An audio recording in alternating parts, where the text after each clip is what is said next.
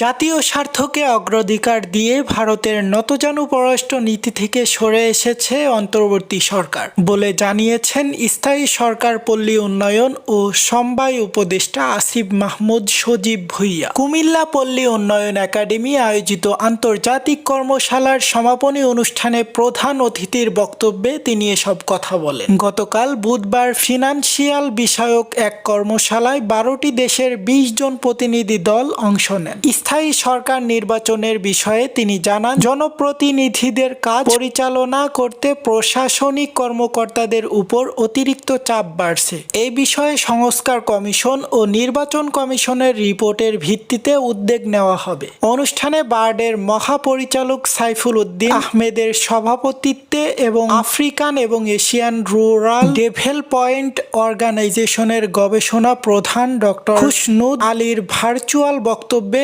কর্মশালার গুরুত্ব তুলে ধরা হয়। আপনারা দেখছেন এইসে গ্লোবাল নিউজ, সাথে আছে আমি হুসাইন আহমেদ। সকল আপডেট নিউজ সবার আগে পেতে আমাদের চ্যানেলটি সাবস্ক্রাইব করে একটা লাইক করে আমাদের সাথেই থাকুন। সকলকে অনেক অনেক ধন্যবাদ।